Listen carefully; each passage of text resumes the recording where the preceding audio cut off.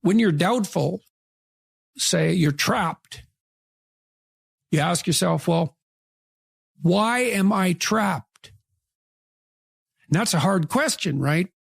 Some of it's your own inadequacy.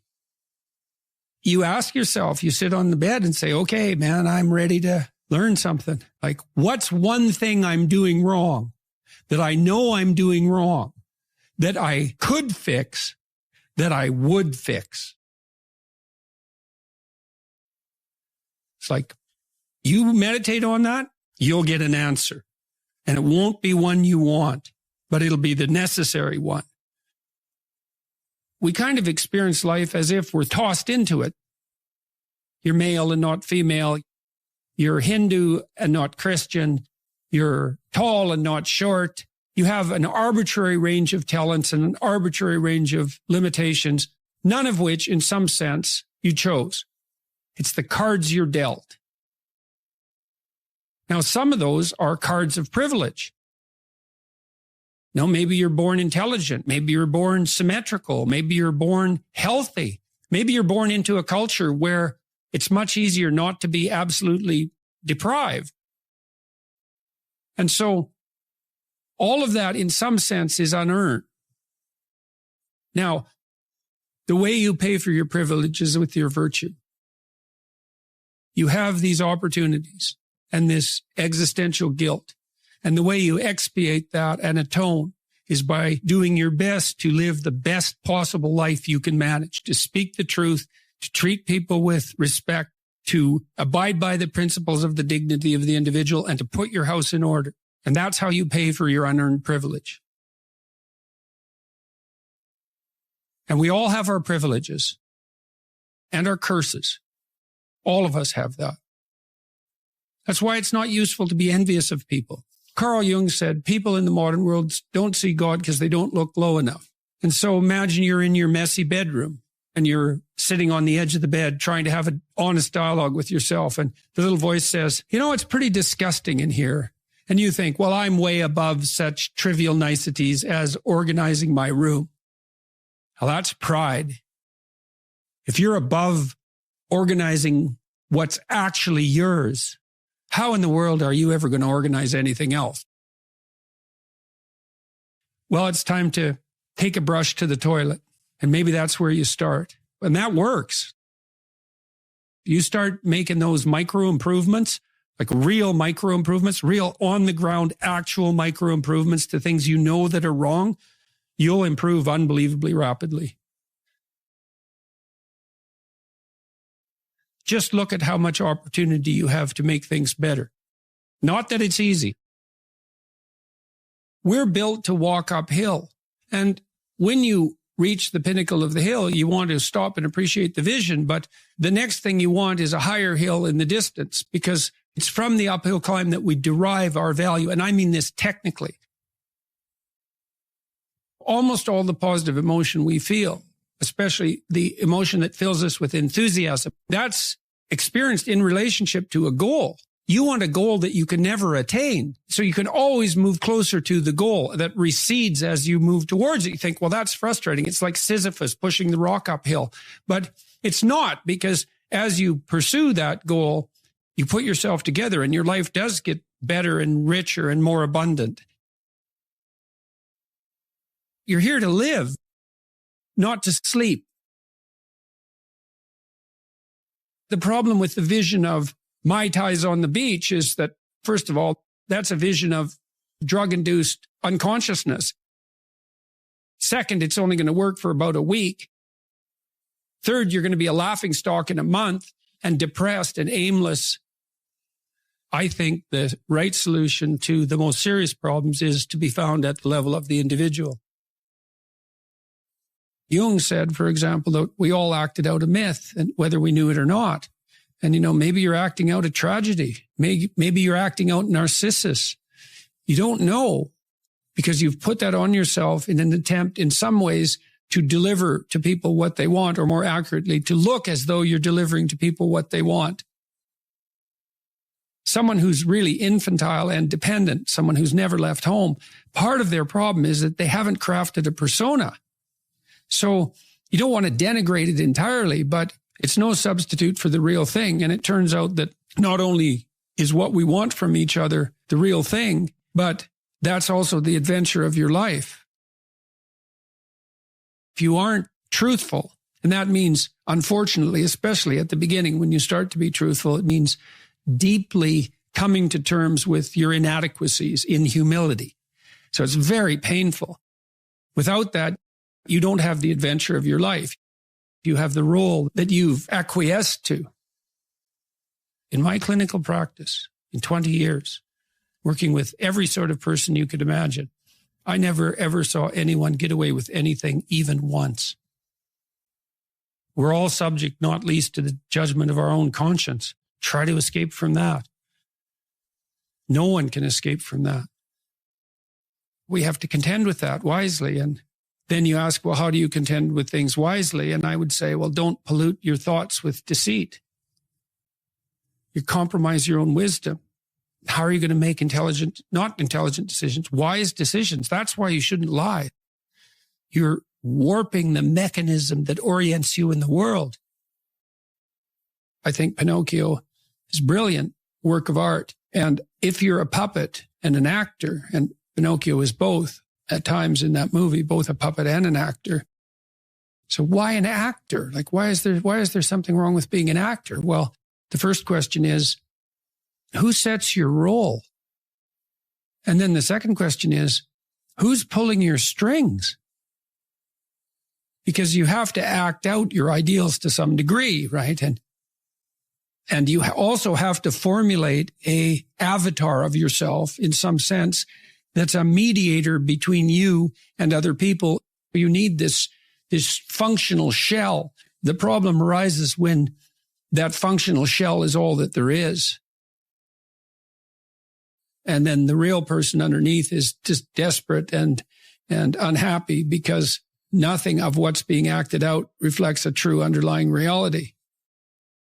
You don't want someone else's fate. Man, your fate's enough. So you speak truthfully and you watch what happens. Will truth, beauty, and love save the world? Well, you can find out.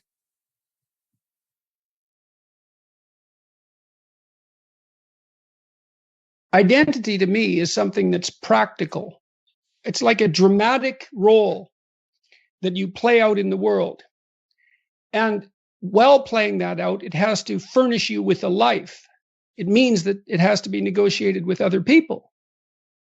And when you're a very young child and you first start to play with who you are, you live in a fantasy world. And so that means identity has to expand beyond its egocentric focus and increasingly be negotiated in the social world.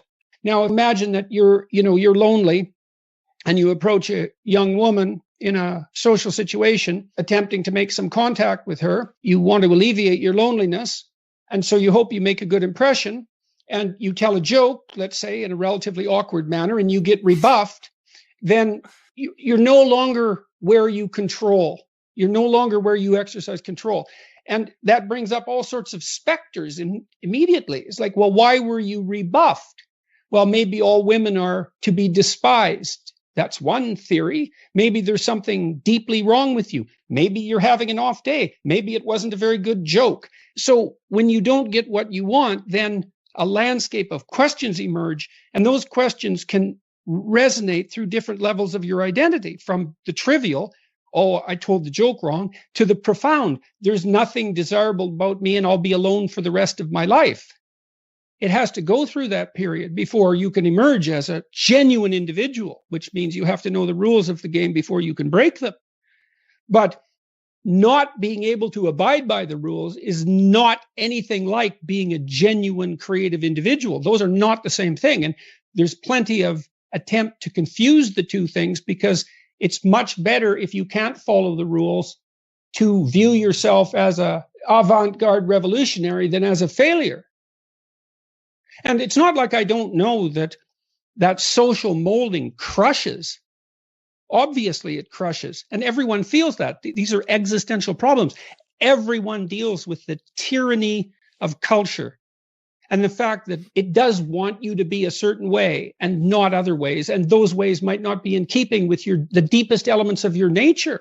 Well, tough luck for you, because you're also the beneficiary of culture. And so you have to offer it your pound of flesh. Now, you shouldn't do that at the expense of your soul, but you shouldn't stay an immature child either. So what happens is that if you act out your identity, if you act out your beliefs in the world, and what you want doesn't happen, what happens is that your body defaults into emergency preparation for action. And the reason for that is you've wandered too far away from the campfire, and now you're in the forest, and maybe you're naked. And so what do you do then? And the answer is, well, you don't know what to do. So what do you do when you don't know what to do? And the answer is you prepare to do everything. And the problem with that is that it's unbelievably draining psychophysiologically. Like, it hurts you. People stay where what they do has the results they want. That's partly why you want to be around people who share your cultural presuppositions. It's very hard on us not to be where we know that what we want is going to happen. We hate that. By and large, we're conservative creatures, even if we're liberal in temperament. We can't tolerate that much uncertainty. And you might ask, well, why? And the answer is, well, because you can be hurt, pain, you can be damaged, you can become intolerably anxious, and you can die. So it's no wonder you're sensitive, or very sensitive, to negative emotion. And so functional identity regulates your emotion, but you do that in concert with other people. If you're acceptable to your peers and you behave well, they'll accept you. And then they tell you all the time if you're acting appropriately. You know, if your jokes are funny, if you're dominating the conversation, if you're bringing something of value to the table. And all you have to do is pay attention to the social cues. We've been social for so long that our social nature is programmed into our biology. And so you'll be punished if you're not useful to other people by your conscience, because you're a social creature. What if you think that's all pointless? Well, that doesn't seem very helpful. Okay, so you need a sustaining meaning. Well, where do you find that? Well, you generally find it in responsibility to yourself and to other people. When I commit to something and make sacrifices, you know, if something's valuable, you'll make sacrifices to attain it. And that discovery of sacrifice, it's one of the primary factors separating human beings from animals. Because we discovered that we could let go of something we value in the present, and we would gain something we value even more in the future. We acted that out dramatically in all sorts of strange ways over thousands and thousands of years before it was formalizable psychologically. But it's a massive discovery. I can forego gratification in a particular way and benefit in the future. You make sacrifices to make the future better. Well, what if that doesn't pay off? Well, you know, think about that. You know what that's like. You endeavor to do something and it doesn't work. You're not appreciated for who you are. You fail. Maybe you failed despite your best efforts. Well, are you rejected by God? Well, it's as if you're rejected by God. Does it make you resentful? Does it make you bitter? Does it make you want to pull down the successful? The answer to that happens to be yes. You know, it's harsh that the rewards of life are indiscriminately distributed. It's hard on everyone, but it doesn't help. It doesn't help to become bitter. And it's not like I don't understand the temptation. And I see this in this culture war. I see this resentment. It colors the definition of identity. This attack on meritocracy. It's an attack on merit itself. You're lucky that there's such a thing as a job, or better yet, a career. You're lucky that there's such a thing as friendship, as marriage. All of these social institutions. And how do we know when something needs to be changed? We don't know. So we have to argue about it. And in order to argue about it effectively, we have to be able to talk to each other across our identity boundaries. And then we can decide, well, should this be maintained or should this be transformed? We have to strive not to be wretched. There's something that doesn't seem fair about that. Why couldn't we just be happy being who and what we are? Why is it that we're punished if we don't strive? Well, I don't know. We're negentropic organisms, right? I mean, we have to maintain this incredible complexity in the face of a dissipating universe. It requires effort. The positive emotion that we find sustaining is experienced in relationship to an unachieved goal. It's hope that drives us forward. We want something, and if we see ourselves moving towards that, then we're in the grip of the positive emotion that we find sustaining. It isn't the attainment. Attainment is satiating. Attainment shuts down the system that has been striving for that particular object of attainment. If you're hungry and you eat, you stop being hungry. Now, that's good because the hunger is gone, but that whole frame disappears. You can no longer strive within that frame, and you need a new frame to strive towards. Don't you have a conscience? Doesn't it bother you? And then, can you control it? An answer to that is almost inevitably no. It calls you to account. And why? Well, because you've deviated from the ideal. Whose ideal? An ideal that's making itself known within you, at least insofar as the objection arises. You wake up at 3 a.m. and torture yourself for your iniquities. And you would think, well, I could just shut that off. It's me, after all. But you can't shut it off. You're nothing compared to your conscience. Now, it's strange because you can ignore it. You can not live according to its dictates, but it's not going to leave you alone. I took what I learned about what happened in the Second World War seriously. It's like, wow, we can be really bad. We should do something about that. Like, that was unacceptable. We're getting so powerful that each individual is now a force of almost unimaginable destructive power if they so choose to be. That power is going to continue to increase.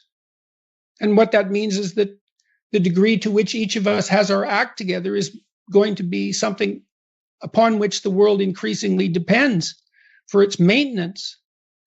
It's like discipline yourself in one dimension. See what happens. Well, that's exciting.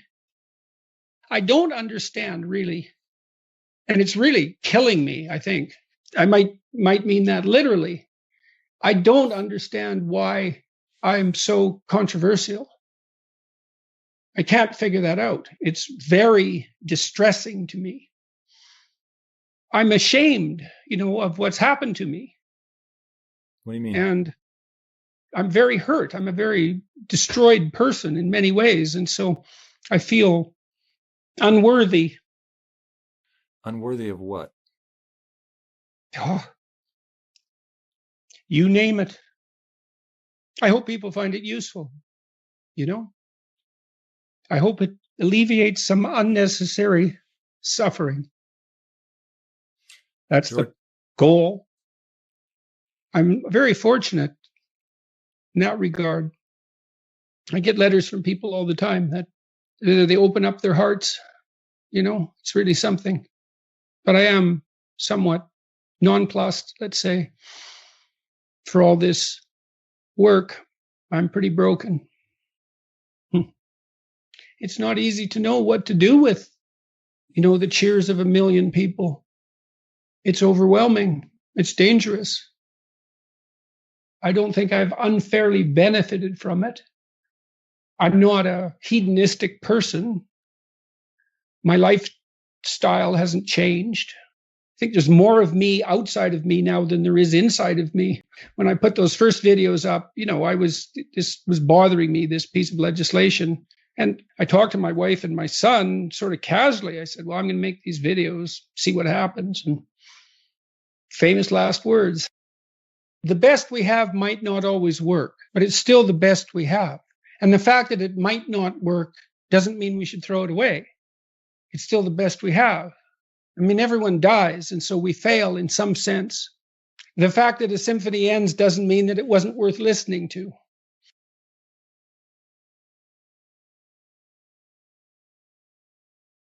I plan on taking my own life very soon. Why shouldn't I? Well, I'm going to assume this isn't a casual question, that's being put out for the purposes of display. Well, the first thing I would say is you have to think very carefully through the consequences of that for other people. So I've had clients in my clinical practice who never recovered from the suicide of a family member. Decades later, they're still torturing themselves about it. And so that's what you leave behind. Now, the problem is you might be dreaming about that, because maybe you're feeling that life has been twisted against you and that people deserve to suffer for the misery that they've imposed upon you. But I would say think very, very carefully before you go down that route. It's a terrible thing to leave people with. And so part of the reason that suicide has been illegal in most societies is because it absolutely devastates the people you leave behind. And you might think, well, if you're really depressed, then maybe you're really depressed. That's a possibility. You might think, well, those people would be better off without me. It's like, and if you get really depressed, you can think that way, and you can even get to the point where you can't think any other way than that. And I would say, if you're at the point where you can't think any other way than that, then you should tell someone and you should go to the hospital. Because that can happen, it can happen if you get depressed. And there are treatments for depression, and many of them work. For some people, antidepressants work like mad. Now, they don't work for everyone, and I'm not claiming that they're a panacea, but they certainly beat the hell out of suicide. Right? And even if they have some negative side effects, and sometimes they do, quite frequently they do, the negative side effects aren't fatal. It's like, well, there's the possibility that your condition is physical, that you're ill in some way, either physically or perhaps you have a psychological problem, maybe you were hurt, or there's lots of reasons that people get depressed that are very, very complex. I would say don't give up hope and do something final before you've explored all possible options. And if you haven't talked to a psychologist, you haven't talked to a psychiatrist, you haven't tried antidepressants, you haven't revealed to your family or people that care for you that this is how you're feeling, then you owe it to yourself and them to explore every possible avenue before you take such a step. And then you don't want to deprive the world of what you can bring to the world. That's the other thing, you have intrinsic value, and you can't just casually bring that to an end. You leave a hole in the fabric of being itself. So, and a wise man that I once worked with said, he was a very strange person. He was a psychologist at the maximum security prison in Edmonton, and I worked with him for a while, briefly, very briefly, at the prison itself. And he said, you can always commit suicide tomorrow. And that's a very, it's a flippant statement in some sense, but he meant it in a very serious way. It's like, you only get to decide that once, and you can put it off. And so I would say just put it off, and then put it off some more, and then put it off some more, and see what you can do to put yourself together. Explore every possible option. And if you're so hopeless that you have a suicidal plan, which is a real sign of danger. If you really know how you would do it and you've thought it out, then I would say, tell someone for God's sake, tell them, or go to a hospital and tell them. And for sure, try antidepressants, but what the hell do you have to lose? So do everything you possibly can to address the issue before you do something like that. And do give some thought to the people that you're going to leave behind, because believe me, you may just absolutely wipe them out in a way that they will never recover from. You cannot fix someone's suicide. You're stuck with it.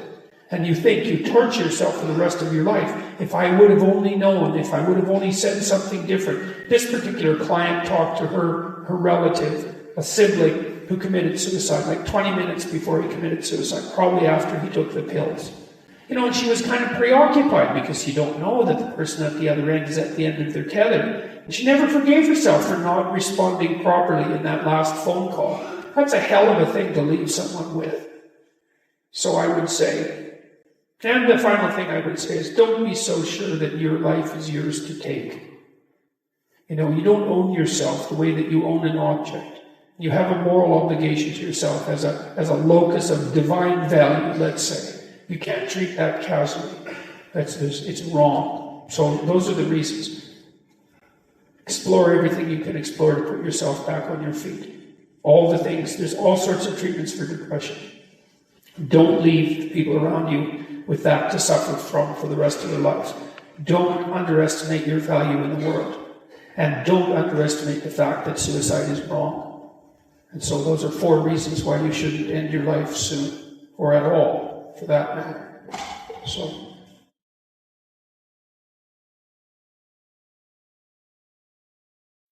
Our daughter ended her life at 24 due to depression. If someone is determined to end their life, how can one change their mind? Oh, well, first of all, I'm very sorry about that. That's a terrible thing. Look, I had this friend,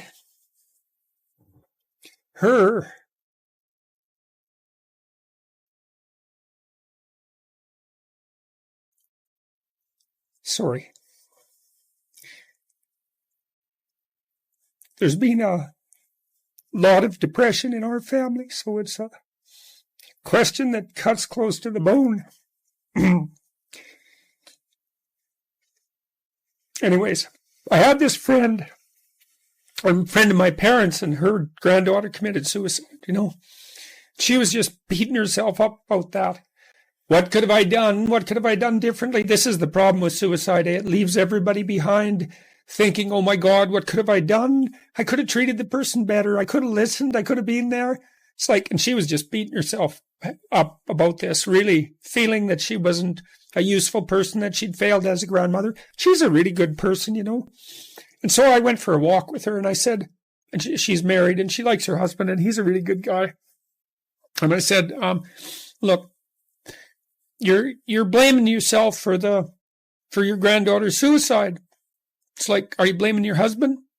Are you sitting him down and telling him what a useless bastard he was as a grandfather because his granddaughter committed suicide and how he failed completely?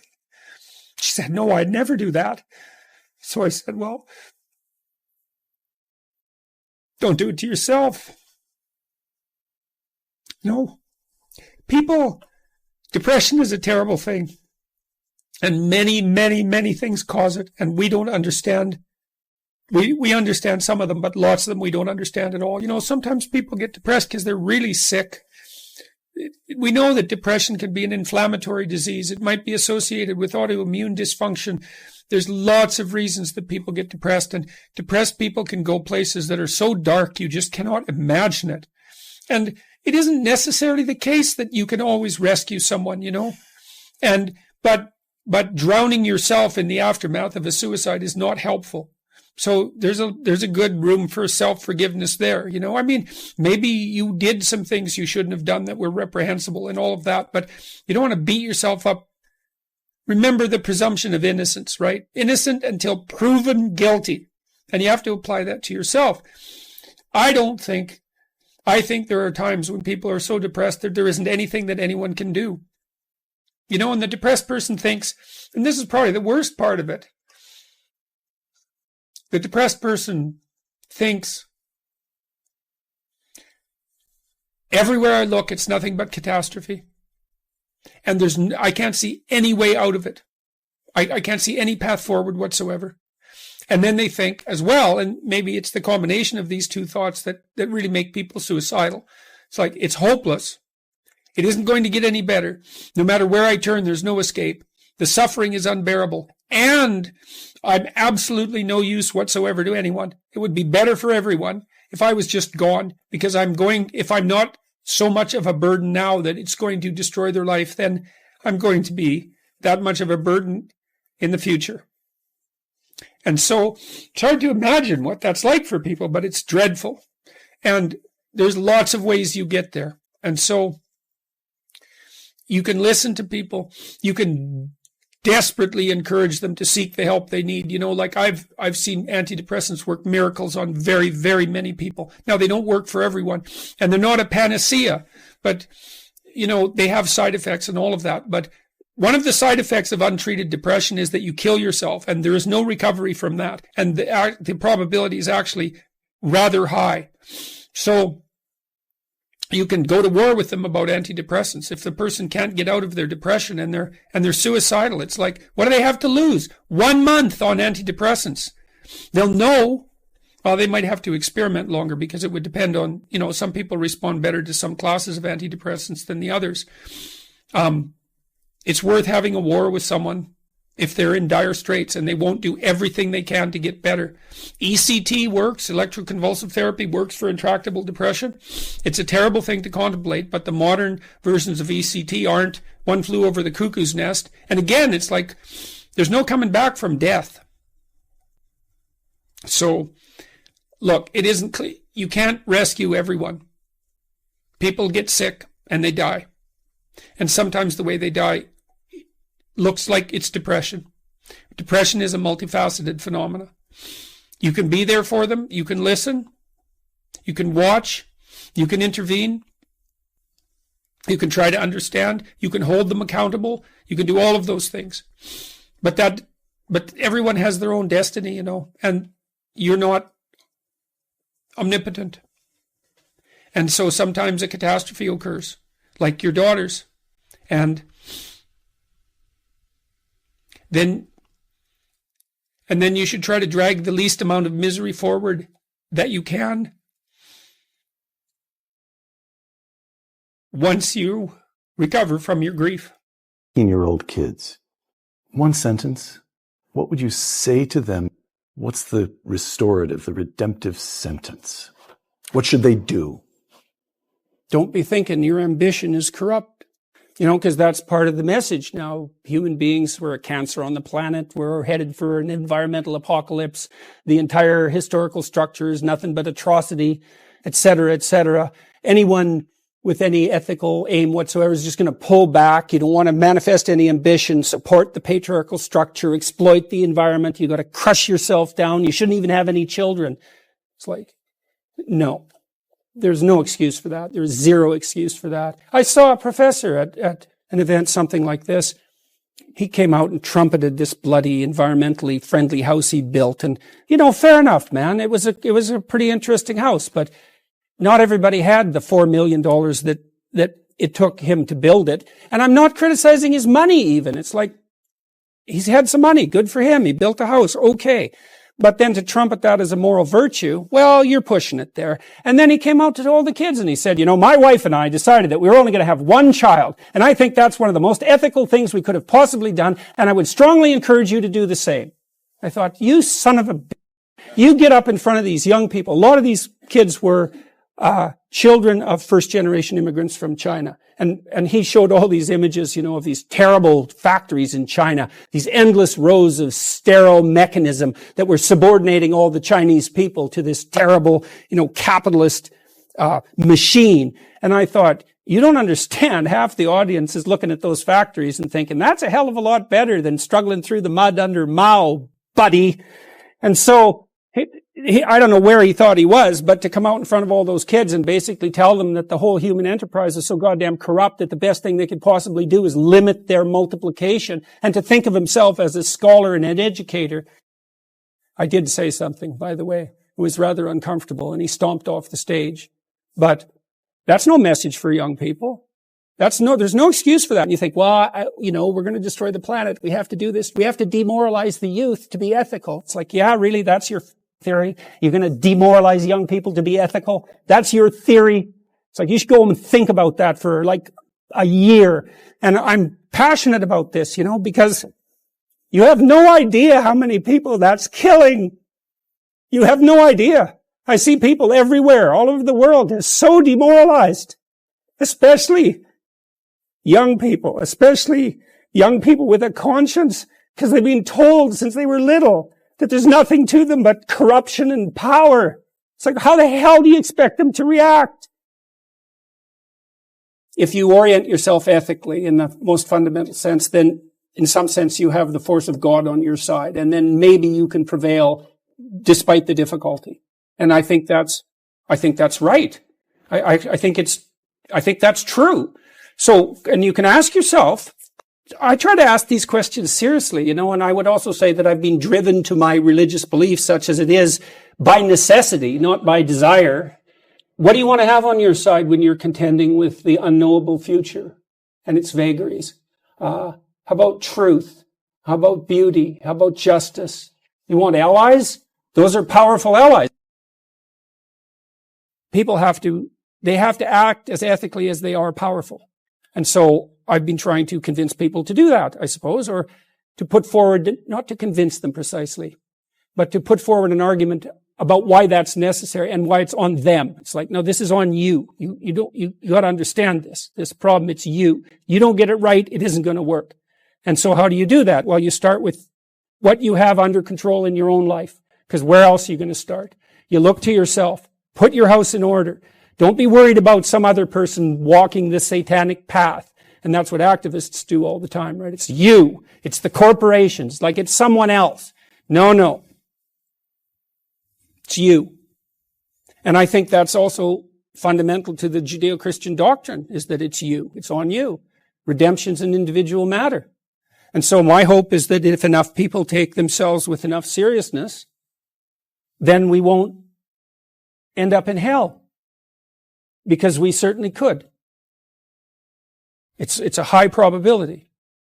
And I also don't think that you can be motivated enough to put your house in order to the degree that's necessary merely by being attracted, let's say, to the potential utopia that might emerge as a consequence of that. So that'd be a vision of heaven, let's say. Mm-hmm. No, you need to also be terrified of hell.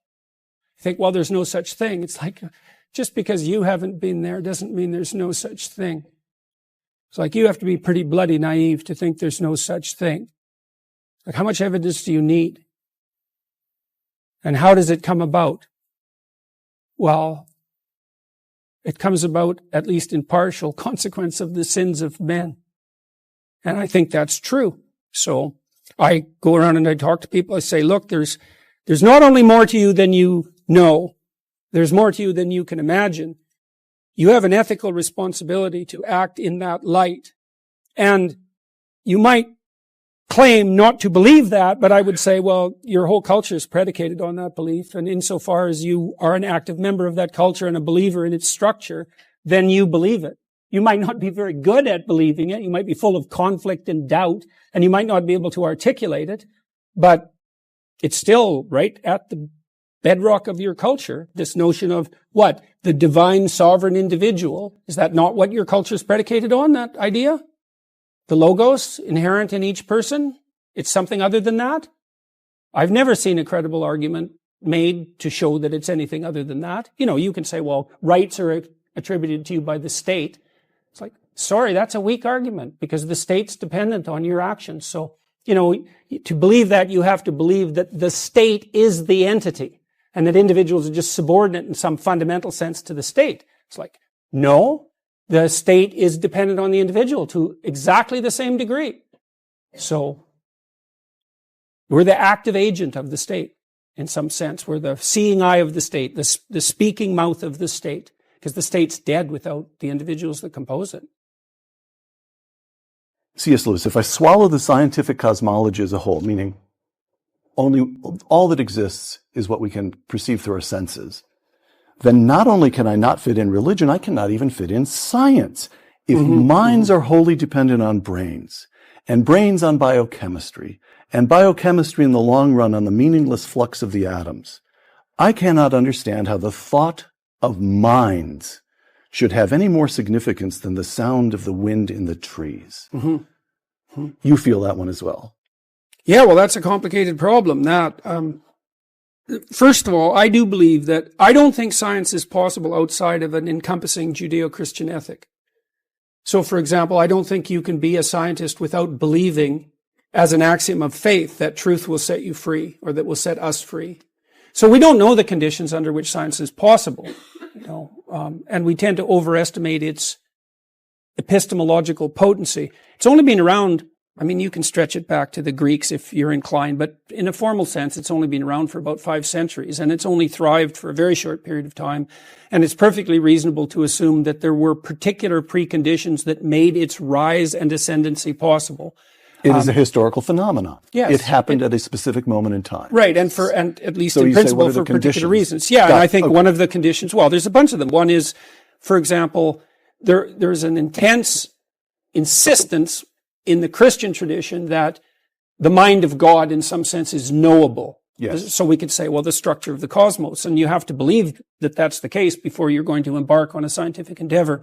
You have to believe that there's some relationship between logos, logic, let's say, but logos is a much broader concept than logic, that's for sure. You have to believe that there's some relationship between that and the structure of the cosmos. You have to believe that the pursuit of truth is in itself an ethical good, because why would you otherwise bother? You have to believe that there is such a thing as an ethical good.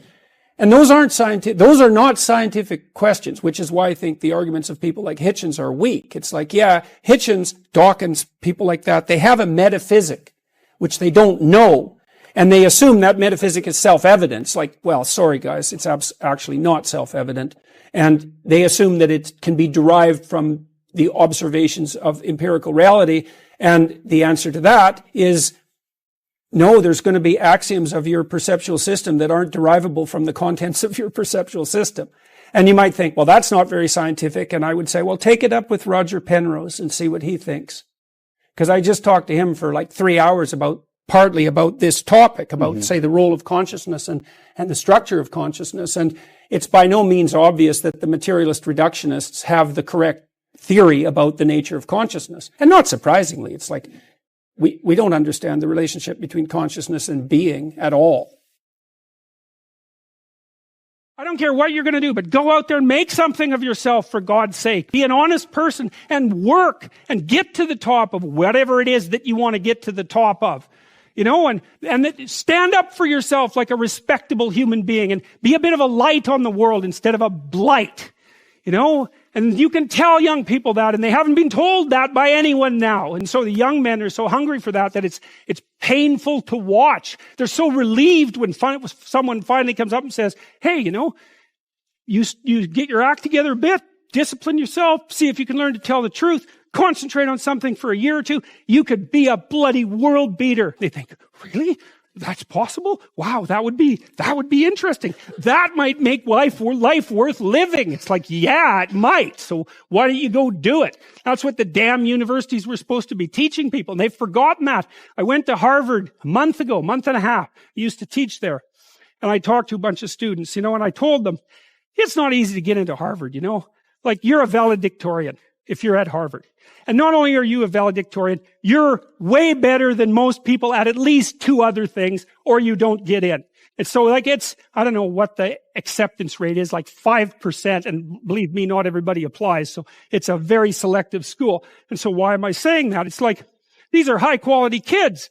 So I told them what I just told you. It's like, here you are at Harvard. It's like, get yourself educated, man. Read some books, learn to talk, learn to think. Make yourself into something. Get the hell out there and make the world that put you here happy that you were put there in that great institution. You know, and they came up to me afterwards and said, God, I wish someone would have told us that when we were in our first year. It's like, Jesus, why didn't someone tell them that? For God's sake, it's supposed to be the greatest university in the world. Is it so difficult to figure that out? Standards of better or worse are not illusory or unnecessary. If you hadn't decided that what you are doing right now was better than the alternatives, you wouldn't be doing it. The idea of a value, free choice, is a contradiction in terms. Value judgments are a precondition for action. Furthermore, every activity, once chosen, comes with its own internal standards of accomplishment. If something can be done at all, it can be done better or worse. To do anything at all is therefore to play a game with a defined and valued end, which can always be reached more or less efficiently and elegantly. Every game comes with its chance of success or failure. Differentials in quality are omnipresent. Furthermore, if there was no better and worse, nothing would be worth doing. There would be no value and, therefore, no meaning. Why make an effort if it doesn't improve anything? Meaning itself requires the difference between better and worse. How then can the voice of critical self-consciousness be stilled? Where are the flaws in the apparently impeccable logic of its message? We might start by considering the all too black and white words themselves. Success or failure. You are either a success, a comprehensive, singular, overall good thing, or its opposite, a failure, a comprehensive, singular, irredeemably bad thing. The words imply no alternative and no middle ground. However, in a world as complex as ours, such generalizations, such failure to differentiate are a sign of naive, unsophisticated, or even malevolent analysis. There are vital degrees and gradations of value obliterated by this binary system, and the consequences are not good. To begin with, there is not just one game at which to succeed or fail. There are many games, and more specifically, many good games. Games that match your talents, involve you productively with other people, and sustain and even improve themselves across time. Lawyer is a good game. So is plumber, physician, carpenter, or school teacher. The world allows for many ways of being. If you don't succeed at one, you can try another. You can pick something better matched to your unique mix of strengths, weaknesses, and situation. Furthermore, if changing games does not work, you can invent a new one. I recently watched a talent show featuring a mime who taped his mouth shut and did something ridiculous with oven mitts. That was unexpected. That was original. It seemed to be working for him. It's also unlikely that you're playing only one game. You have a career and friends and family members and personal projects and artistic endeavors and athletic pursuits. You might consider judging your success across all the games you play. Imagine that you are very good at some, middling at others, and terrible at the remainder. Perhaps that's how it should be. You might object. I should be winning at everything. But winning at everything might only mean that you're not doing anything new or difficult. You might be winning, but you're not growing, and growing might be the most important form of winning. Should victory in the present always take precedence over trajectory across time? Finally, you might come to realize that the specifics of the many games you are playing are so unique to you, so individual, that comparison to others is simply inappropriate. Perhaps you are overvaluing what you don't have and undervaluing what you do. There's some real utility in gratitude. It's also good protection against the dangers of victimhood and resentment. Your colleague outperforms you at work. His wife, however, is having an affair while your marriage is stable and happy. Who has it better? The celebrity you admire is a chronic drunk driver and bigot. Is his life truly preferable to yours? When the internal critic puts you down using such comparisons, here's how it operates. First, it selects a single arbitrary domain of comparison, fame, maybe, or power. Then it acts as if that domain is the only one that is relevant. Then it contrasts you unfavorably with someone truly stellar within that domain. It can take that final step even further, using the unbridgeable gap between you and its target of comparison as evidence for the fundamental injustice of life. That way, your motivation to do anything at all can be most effectively undermined. Those who accept such an approach to self-evaluation certainly can't be accused of making things too easy for themselves. But it's just as big a problem to make things too difficult. When we are very young, we are neither individual nor informed. We have not had the time nor gained the wisdom to develop our own standards. In consequence, we must compare ourselves to others, because standards are necessary. Without them, there is nowhere to go and nothing to do. As we mature, we become, by contrast, increasingly individual and unique. The conditions of our lives become more and more personal and less comparable with those of others. Symbolically speaking, this means we must leave the house ruled by our Father and confront the chaos of our individual being. We must take note of our disarray without completely abandoning that Father in the process. We must then rediscover the values of our culture, veiled from us by our ignorance, hidden in the dusty treasure, trove of the past, rescue them, and integrate them into our own lives. This is what gives existence its full and necessary meaning. I think what you have to do, and this is part of humility, is you have to look around you within your sphere of influence, like the direct sphere of influence, and fix the things that announce themselves as in need of repair. And those are often small things, and they can be like your room. Put it in order, because the thing is, it isn't exactly so important that your room is in order, although it is. What's important is that you learn how to distinguish between chaos and order, and to be able to act in a manner that produces order. And I think you can do something as simple as just sit on your bed and think, okay, there's probably like 5 things I could do today so that tomorrow morning is slightly better than this morning was. Or at least I'm not falling behind. And those will usually be, it's like having to eat a toad in the morning, right? It's like, it's not going to be something you want to do. There'll be things you're trying to avoid. They're snakes, essentially. But if you ask yourself, like you're asking someone, which I think is a form of prayer, if you ask yourself, instead of telling yourself, what is it that I could do to set things more right today that I would actually do? It's usually some small thing because you're not that disciplined, Then you can go do it. And then you put the world together a little more when you do that. And that spreads out. But you also construct yourself into something that's better able to call order forth from chaos. And that makes you just incrementally stronger. And then the next day, you can maybe take on a slightly larger task. And you get the benefit of compound interest if you do that. It's a tremendously powerful technique. And I think if you do that, at some point, instead of just having to fix things up that are not good, you'll start to get a glimmer of the positive things that you could do, the positive things that you could do that would actually constitute a vision. And that's what I would recommend. Who are you? You think you know, but maybe you don't.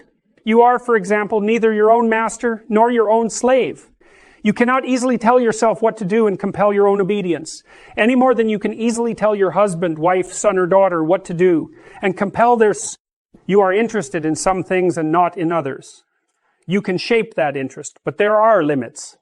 Some activities will always engage you, and others simply will not. You have a nature. You can play the tyrant to it, but you will certainly rebel. How hard can you force yourself to work and sustain your desire to work? How much can you sacrifice to your partner before generosity turns to resentment? What is it that you actually love? What is it that you genuinely want? Before you can articulate your own standards of value, you must see yourself as a stranger, and then you must get to know yourself. What do you find valuable or pleasurable? How much leisure, enjoyment, and reward do you require so that you feel like more than a beast of burden? How must you treat yourself so you won't kick over the traces and smash up your coral? You could force yourself through your daily grind and kick your dog in frustration when you come home.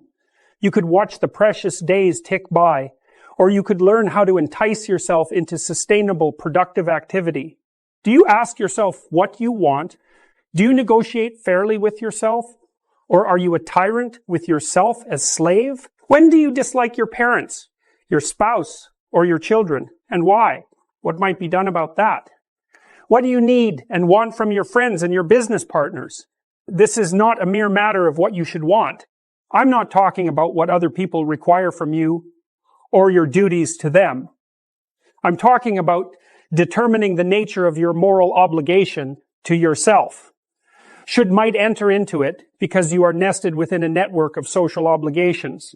Should is your responsibility, and you should live up to it.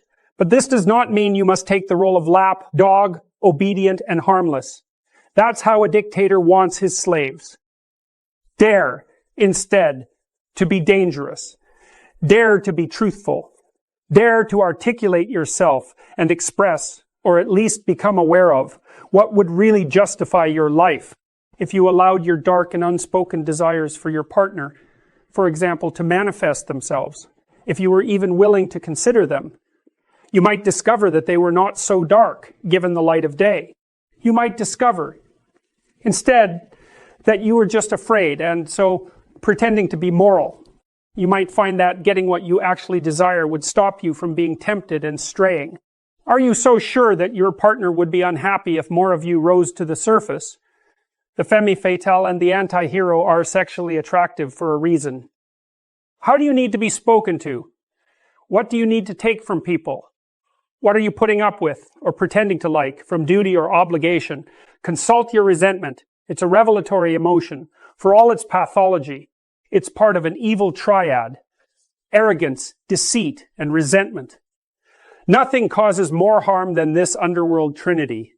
But resentment always means one of two things: Either the resentful person is immature, in which case he or she should shut up, quit whining, and get on with it, or there is tyranny afoot, in which case the person subjugated has a moral obligation to speak up. Why? Because the consequence of remaining silent is worse. Of course, it's easier in the moment to stay silent and avoid conflict. But in the long term, that's deadly. When you have something to say, silence is a lie, and tyranny feeds on lie. When should you push back against oppression despite the danger? When you start nursing secret fantasies of revenge. When your life is being poisoned and your imagination fills with the wish to devour and destroy. I had a client decades ago who suffered from severe obsessive-compulsive disorder. He had to line up his pajamas just right before he could go to sleep at night. Then he had to fluff his pillow. Then he had to adjust the bed sheets. Over and over and over and over. I said, maybe that part of you, that insanely persistent part, wants something, inarticulate though it may be. Let it have its say. What could it be? He said, control. I said, close your eyes and let it tell you what it wants. Don't let fear stop you. You don't have to act it out just because you're thinking it. He said, it wants me to take my stepfather by the collar, put him up against the door, and shake him like a rat. Maybe it was time to shake someone like a rat, although I suggested something a bit less primal.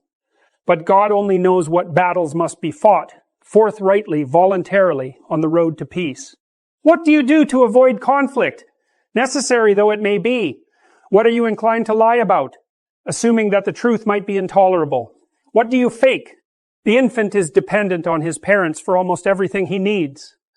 The child, the successful child, can leave his parents, at least temporarily, and make friends.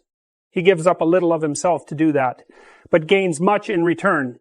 The successful adolescent must take that process to its logical conclusion. He has to leave his parents and become like everyone else. He has to integrate with the group so he can transcend his childhood dependency. Once integrated, the successful adult then must learn how to be just the right amount different from everyone else. Be cautious when you're comparing yourself to others.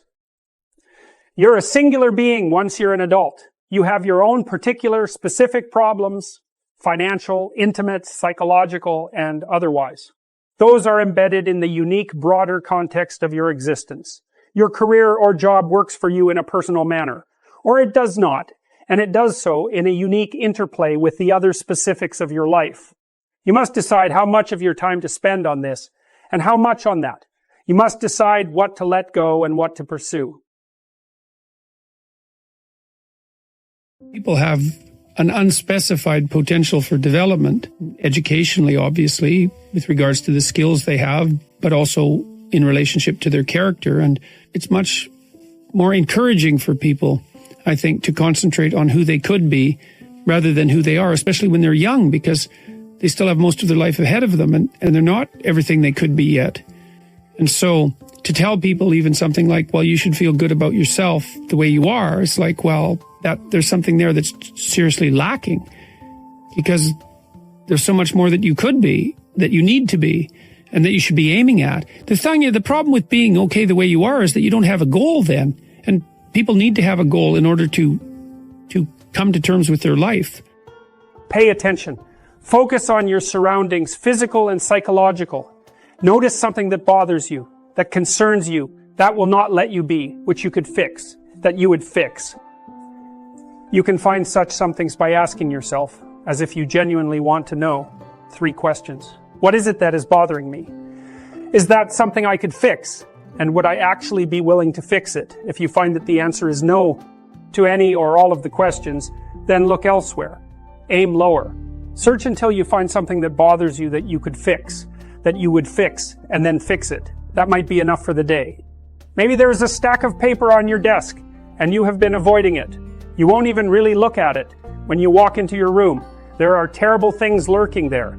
Tax forms and bills and letters from people wanting things you aren't sure you can deliver. Notice your fear, and have some sympathy for it. Maybe there are snakes in that pile of paper. Maybe you'll get bitten. Maybe there are even hydras lurking there. You'll cut off 1 head and 7 more will grow. How could you possibly cope with that? You could ask yourself, Is there anything at all that I might be willing to do about that pile of paper? Would I look maybe at one part of it for 20 minutes? Maybe the answer will be no, but you might look for 10 or even for 5, and if not that, for 1. Start there. You will soon find that the entire pile shrinks in significance merely because you have looked at part of it, and you'll find that the whole thing is made of parts. What if you allowed yourself a glass of wine with dinner, or curled up on the sofa and read, or watched a stupid movie as a reward? What if you instructed your wife or your husband to say good job after you fixed whatever you fixed? Would that motivate you? The people from whom thanks you want might not be very proficient in offering it to begin with, but that shouldn't stop you. People can learn, even if they are very unskilled at the beginning. Ask yourself what you would require to be motivated to undertake the job, honestly, and listen to the answer. Don't tell yourself, I shouldn't need to do that to motivate myself. What do you know about yourself? You are, on the one hand, the most complex thing in the entire universe, and on the other, someone who can't even set the clock on your microwave. Don't overestimate your self-knowledge. Let the tasks for the day announce themselves for your contemplation. Maybe you can do this in the morning as you sit on the edge of your bed. Maybe you can try the night before when you are preparing to sleep. Ask yourself for a voluntary contribution. If you ask nicely and listen carefully and don't try any treachery, you might be offered one. Do this every day for a while, then do it for the rest of your life. Soon you will find yourself in a different situation. Now you will be asking yourself habitually, what could I do that I would do to make life a little better? You are not dictating to yourself what better must be. You are not being a totalitarian or a utopian, even to yourself, because you have learned from your own experience that being a totalitarian is a bad thing. Aim high. Set your sights on the betterment of being. Align yourself in your soul with truth and the highest good. There is habitable order to establish and beauty to bring into existence. There is evil to overcome, suffering to ameliorate, and yourself to better. It is this in my reading that is the culminating ethic of the canon of the West. It is this, furthermore, that is communicated by those eternally confusing, glowing stanzas from Christ's Sermon on the Mount, the essence, in some sense, of the wisdom of the New Testament. This is the attempt of the spirit of mankind to transform the understanding of ethics from the initial, necessary, thou shalt not of the child and the 10 commandments into the fully articulated positive vision of the true individual. This is the expression not merely of admirable self-control and self-mastery, but of the fundamental desire to set the world right. This is not the cessation of sin, but sin's opposite, good itself. The Sermon on the Mount outlines the true nature of man and the proper aim of mankind. Concentrate on the day so that you can live in the present and attend completely and properly to what is right in front of you. Do that only after you have decided to let what is within shine forth so that it can justify being and illuminate the world. Do that only after you have determined to sacrifice whatever it is that must be sacrificed so that you can pursue the highest good. Realization is dawning. Instead of playing the tyrant, therefore, you are paying attention. You are telling the truth. Instead of manipulating the world, you are negotiating instead of playing the martyr or the tyrant. You no longer have to be envious because you no longer know that someone else truly has it better. You no longer have to be frustrated because you have learned to aim low and to be patient. You are discovering who you are and what you want and what you are willing to do. You are finding that the solutions to your particular problems have to be tailored to you personally and precisely. You are less concerned with the actions of other people because you have plenty to do yourself. Attend to the day, but aim at the highest good. Now, your trajectory is heavenward. That makes you hopeful. Even a man on a sinking ship can be happy when he clambers aboard a lifeboat, and who knows where he might go in the future. To journey happily may well be better than to arrive successfully. Ask and ye shall receive. Knock and the door will open. If you ask as if you want and knock as if you want to enter, You may be offered the chance to improve your life a little, a lot, completely. And with that improvement, some progress will be made in being itself. Compare yourself to who you were yesterday, not to who someone else is today. If you start with the presumption that there's a baseline of suffering in life and that can be exaggerated as a consequence of human failing, as a consequence of malevolence and betrayal and self-betrayal and deceit and all those things that we do to each other and ourselves that we know that aren't good, that amplifies the suffering. That's sort of the baseline against which you have to work. And it's contemplation of that often that makes people hopeless and depressed and anxious and overwhelmed and all of that. And they have the reasons. But you need something to put up against that. And what you put up against that is meaning. Meaning is actually the instinct that helps you guide yourself through that catastrophe. And most of that meaning is to be found in the adoption of responsibility.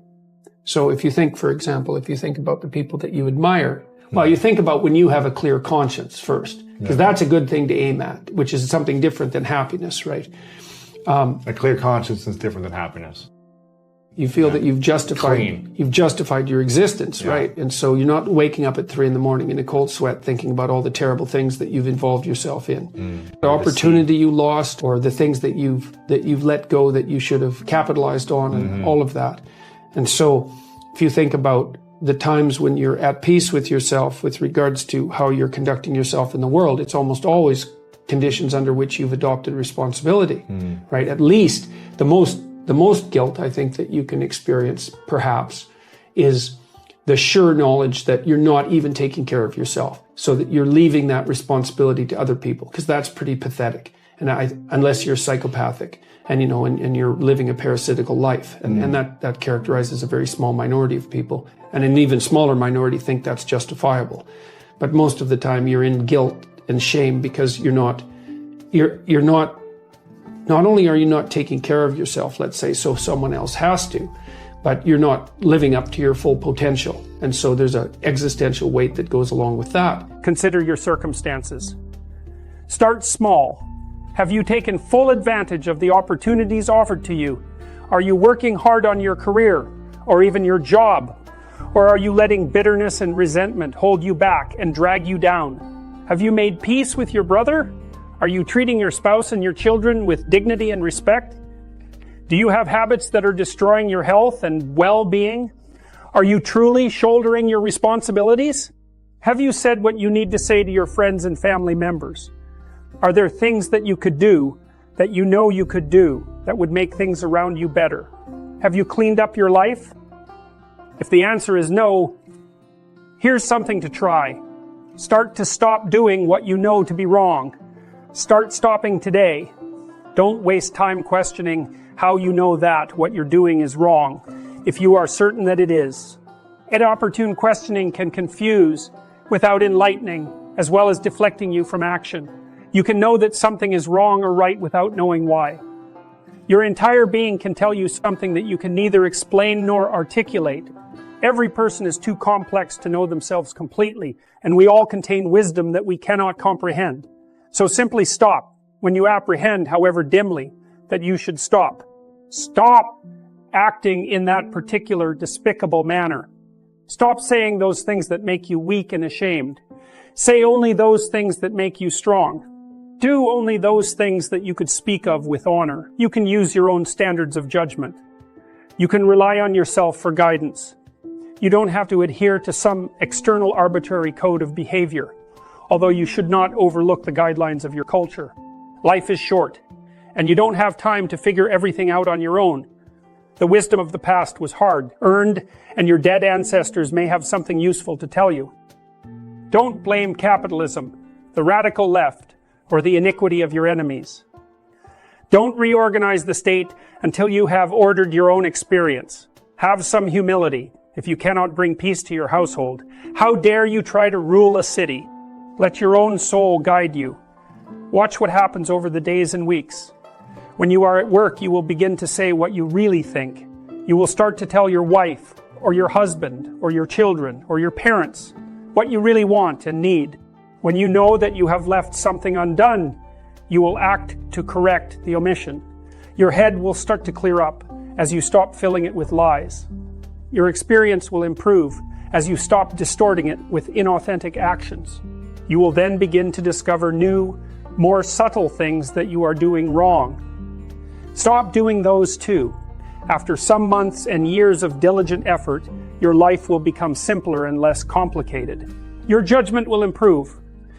You will untangle your past. You will become stronger and less bitter. You will move more confidently into the future. You will stop making your life unnecessarily difficult. You will then be left with the inevitable bare tragedies of life, but they will no longer be compounded with bitterness and deceit. Perhaps you will discover that your now less corrupted soul, much stronger than it might otherwise have been, is now able to bear those remaining, necessary, minimal, inescapable tragedies. Perhaps you will even learn to encounter them so that they stay tragic, merely tragic, instead of degenerating into outright hellishness. Maybe your anxiety and hopelessness and resentment and anger, however murderous initially, will recede. Perhaps your uncorrupted soul will then see its existence as a genuine good, as something to celebrate. Even in the face of your own vulnerability, perhaps you will become an ever more powerful force for peace and whatever is good. Perhaps you will then see that if all people did this in their own lives, the world might stop being an evil place. After that, with continued effort, perhaps it could even stop being a tragic place. Who knows what existence might be like if we all decided to strive for the best? Who knows what eternal heavens might be established by our spirits, purified by truth, aiming skyward, right here on the fallen earth. Set your house in perfect order before you criticize the world. The self is everything you could be across time. So imagine that there's you and there's the potential inside you, whatever that is, And potential is an interesting idea because it represents something that isn't yet real, yet we act like it's real. Because people will say to you, you should live up to your potential. And that potential is partly what you could be if you interacted with the world in a manner that would gain you the most information. Right? Because you build yourself out of the information in the Piagetian sense. But it's deeper than that too, because we know that if you take yourself and you put yourself in a new environment, new genes turn on in your nervous system. They encode for new proteins. And so you're full of biological potential that won't be realized unless you move yourself around in the world into different challenging circumstances, and that'll turn on different circuits. So it's not merely that you're incorporating information from the outside world in the constructivist sense. It's that by exposing yourself to different environments, you put different physiological demands on yourself all the way down to the genetic level, and that manifests new elements of you. And so one of the things that happens to people, and this is a very common cultural notion, is that you should go on a pilgrimage at some point to somewhere central, and that would be, say, like the rock in the Pride Rock in The Lion King, because you take yourself out of your dopey little village, and that's just the little bounded you that everyone knows and that isn't very expanded, and then you go somewhere dark and dangerous to the central place, and while you do that, you have adventures, and they toughen you and pull more out of you, like partly because you're becoming informed, which means information. It means you're becoming more organized at every level of analysis, but there's also more of you too. It's really something to see how many people are dying for a lack of an encouraging word. They don't get encouragement. And people need so little encouragement. Yeah. It's just unbelievable. I believe that truth will save the world. I believe that. So you speak truthfully and you watch what happens and you take your consequences. You're a net force for good if you want to be. One of the things you do with people who are struggling is you make the simple even simpler, because then they can get a toehold. Like if they're really barely able to move. I had one client, he had a hard life, man. He was like 85. He'd fallen off a ladder and broken his neck, and they had permanently fused it. So he was basically like this. He could hardly move. He was so depressed. He literally couldn't get out of bed. It was awful. And he was in chronic pain because of his broken neck. And so the first thing I did with him was get him to sit up for like 30 seconds. That was it. That's where he had to start, and after I worked with him when he was in the hospital, after 2 weeks, he was walking down the hall and able to sit up and read for, 5 or 6 minutes. And he got out of the hospital. He went home but he had to start with the simplest possible steps. And hey man, this is the definition of humility in some ways, is that you start progressing where you can start. Well, one of the really difficult things to learn when you're down and out is how far you're down, because it's humiliating. You know, I was ill recently, and when I started to recover, I couldn't really button my shirts. I had to learn to do that again. I'd forgotten how to put my hands on keyboard. I didn't know where to put my hands. I had to learn to type again. Now, I hadn't lost all the knowledge, and it came back quite quickly. And the reason I'm saying that is because one of the impediments to people who've really taken a blow in their life is that things have fallen apart around them so badly that where they have to start is humiliating even to consider. The rule, it's a pretty straightforward rule when you want to get back on your feet. And the rule is you have to make the task small enough so that you'll do it, no matter how small that is. I mean, one of the things I've become well known for is my advice to start by cleaning up your room. But I had plenty of clients who they couldn't go home and clean up their room. They hadn't cleaned up their room for like 20 years. For all sorts of reasons, maybe because every time they did try to do anything positive in their family, no matter what it was, they were immediately punished and undermined. And so if they even went home and dared to start cleaning up the room, they'd face resistance within the family that was just a manifestation of the 50,000 times they'd been discouraged in the past, but also a move that would upset the insanity that characterized the pattern of familial interactions. And so actually, if they even made a move to clean up their room, what they were doing simultaneously was confronting the dragon in the family that had made every single person in that household insane for like 5 generations, right? So it looks simple. It's not bloody simple. And so in a situation like that, you cut it down so that maybe the first thing they do is clean up, like maybe they look inside one drawer and see the mess that's there and just look at it for a minute and think about how they might reorganize it if they were going to. When people are very down and out and they decide to make a move forward, in some ways they're facing the whole panoply of problems that confront them in the guise of that single problem, right? It's all lurking behind it, right? It's like, you know, they see the tip of a reptile's tail outside a gigantic closet, let's say, and they look and they think, well, that's just the tip of a tail. What harm can it do me? But it's connected to the whole damn beast. And the advantage to that is that if you make that first step forward, you're actually advancing in the face of all that opposition. The disadvantage is that the first task seems so small that you literally have to be on your knees to be humble enough to lower yourself to take that first step. You know, God, is that all I can do? I'm so useless. You might even be more useless than that because you might fail at it. I had lots of clients who would come back, you know, we'd make a deal that they would do something simple. I remember one client, this is such a comical story in a terrible, dark way. You know, he was an overgrown infant and he was 30. He was still living at home in his messy, you know, high school room under the thumb of his mother, conveniently for him, because then he never had to do anything. And he had managed to entice some girl into sleeping with him, and she got pregnant, and now he's going to have a son. And he had enough sense to come to me and say, you know, I'm kind of a wastrel and I've mucked up my life, but maybe I'd like not to destroy this kid. So is there something I could do to put myself together? So, you know, we talked that through. We negotiated, which is what you do with a client if you're sensible. You know, you lay out the problem first. Okay, what the hell's wrong with you, do you think? You have to listen and listen and listen while the person unfolds everything that might be wrong. They put all their cards on the table, and then you sort through them and you think, well, some of that's not really the central issue. And so you imagine they lay all the cards on the table, and then you kind of get rid of 90% of them. It's a symptom. Yeah. It doesn't really bother me now that I've talked about it. That doesn't seem key. I think I'm really done with that. That isn't interesting to me, but they'll still have to lay it all out. And then you focus on the problem. And then the next thing you think is ask them is something, this is great general problem solving strategy, is okay, if this could be better as far as you're concerned, what would better look like? And then they have to lay their cards on the table about that. So you do the same thing. And now you have the diagnosis. That's the problem statement. And now you have a hypothetical cure, let's say, and now you need a strategy, right? And that would be the steps in between the problem and the final destination. And then you break down the steps until you find a step that the person will take.